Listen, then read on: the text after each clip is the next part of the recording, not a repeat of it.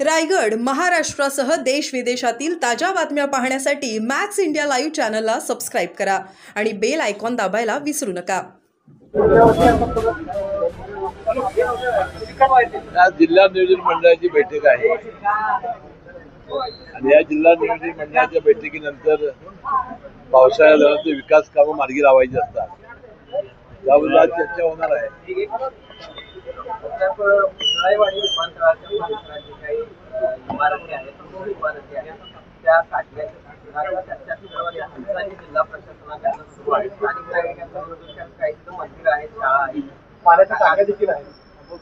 त्याची काय मी माहिती घेतलेली नाही, माहिती घेतल्यानंतर मी बोलेन। वाशिममध्ये आपल्या आरोग्य विभागाची इमारत आहे, राज्य सरकारची नव्याने बांधलेली इमारत आहे आणि आयुष्यमान आरोग्य केंद्राची इमारत आहे।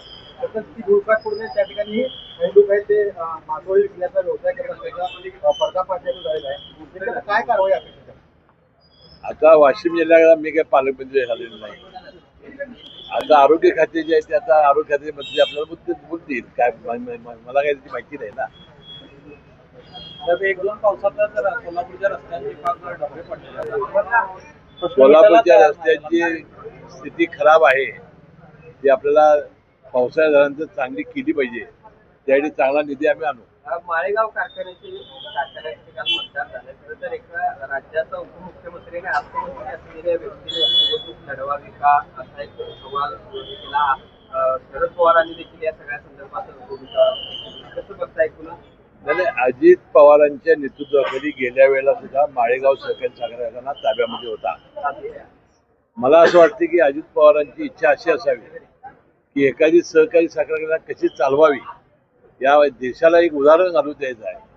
देशात सर्वात जास्त उसाला दर देऊन त्याला मला वाटतं याबद्दल एक अनेक सहकारापुढे आदर्श ठेवायचे असतील असं मला वाटतं। हिंदी सक्तीवरून जोरदार घमासन सुरू झालेला आहे, हिंदी सक्तीवरून जोरदार घमासन सुरू झालेला आहे। मुख्यमंत्र्यांनी बैठक कलाकारांनी पुरस्कार वापर देण्याच्या घोषणा केली, त्याच्या प्रकारचं आंदोलन सुरू केले, काय सांगा? आता मुख्यमंत्र्यांनी याबद्दल आपलं मनोगत व्यक्त केलेलं आहे आणि त्यांनी भावना आपल्या सांगितलेल्या आहे। अबू आझमी यांनी काल एक वक्तव्य केलं, दिंडी होते, वारी होते, तिथं गर्दी होती, त्याला कोण आक्षेप घेत नाही, मात्र नमाज पढायला मात्र काही लोक जे आहेत ते विरोध करतात।